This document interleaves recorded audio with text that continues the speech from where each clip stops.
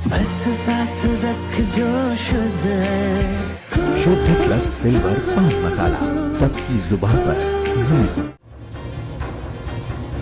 मशहूर भजन गायक कन्हैया मित्तल ने कांग्रेस में शामिल होने का फैसला कर लिया है। कन्हैया मित्तल ने खुद कहा है कि वो जल्द ही कांग्रेस में शामिल होने जा रहे हैं। बीते कुछ दिनों से कहा जा रहा था कि कन्हैया बीजेपी से टिकट चाहते थे, लेकिन जब उनकी मुरादें पूरी नहीं हुई तो उनका मन वहां से हट गया। अब टिकट न मिलने से नाराज कन्हैया ने अपना आखिरी फैसला बता दिया है। कन्हैया मित्तल के इस ऐलान को हरियाणा में बीजेपी के लिए एक बड़ा झटका माना जा रहा है, क्योंकि कन्हैया खुद चंडीगढ़ के रहने वाले हैं और उनकी अच्छी खासी फैन फॉलोइंग भी।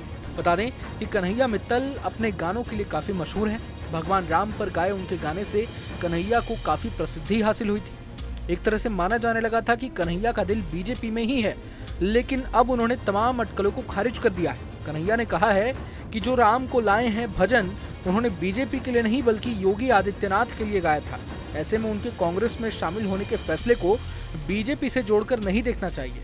कहा जा रहा है कि कन्हैया मित्तल हरियाणा की पंचकुला सीट से बीजेपी से टिकट चाह रहे थे, लेकिन बीजेपी ने यहां से अपने पुराने नेता ज्ञानचंद को फिर से मैदान में उतारा। बस इसी बात से मित्तल का मन दुखी हो गया, इसलिए उन्होंने दल बदलने का फैसला कर लिया। अब सवाल ये उठता है कि हरियाणा चुनाव से ऐन वक्त पहले कन्हैया के कांग्रेस में शामिल होने से बीजेपी को कितना नुकसान होगा। वैसे तो कन्हैया के लाखों फॉलोअर्स हैं, लेकिन माना जाता है कि इनमें से अधिकतर लोग कन्हैया को बीजेपी समर्थक के रूप में पसंद करते हैं। जब कन्हैया ने योगी आदित्यनाथ के लिए गाना गाया था तो उन्हें देश भर से काफी सराहना भी मिली थी।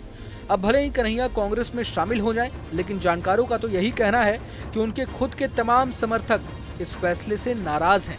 तो एक तरह से देखा जाए तो कन्हैया के इस फैसले से बीजेपी का कम बल्कि उनका खुद का नुकसान ज्यादा हो सकता है। साथ ही साथ कन्हैया के गानों को जितनी प्रसिद्धि मिलती थी, हो सकता है कि उसके ग्रोथ में भी कमी आए। हालांकि इन दावों में कितना दम है ये तो नहीं कहा जा सकता। उधर कन्हैया ने एक वीडियो संदेश जारी करते हुए कहा है कि अगर मुझे टिकट चाहिए होती तो मैं हर हाल में ले आता। मेरे लिए बीजेपी से टिकट कोई बड़ी बात नहीं है। मुझे सिर्फ बात करनी होती, लेकिन मैं कभी बीजेपी में नहीं रहा। मैंने कभी नहीं कहा कि बीजेपी को वोट दो, मैंने कहा कि सनातन के लिए जो काम करे उसे वोट दो। अब सवाल ये कि अगर कन्हैया कांग्रेस में शामिल होते हैं तो क्या उन्हें कांग्रेस पार्टी पंचकुला से टिकट देगी। बता दें कि अभी तक कांग्रेस ने पंचकुला से अपने उम्मीदवार के नाम का ऐलान नहीं किया है। हालांकि क्या कन्हैया को मौका मिलेगा या नहीं, ये अपने आप में बड़ा सवाल है। कन्हैया मित्तल की निजी जिंदगी की बात करें तो वे चंडीगढ़ के रहने वाले हैं। वे खाटू श्याम और सालासर बालाजी से जुड़े भजन गाते हैं। कन्हैया मित्तल का बचपन काफी गरीबी में बीता है। कहा जाता है कि उनके पिता साइकिल पर नमकीन बेचा करते थे। कन्हैया ने 7 साल की उम्र से ही भजन गाना शुरू कर दिया था।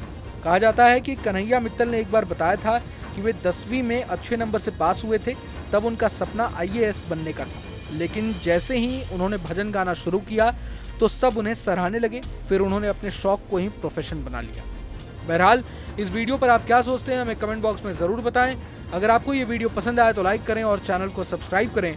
वहीं तमाम बड़ी खबरों के लिए देखते रहें न्यूज़ नेशन।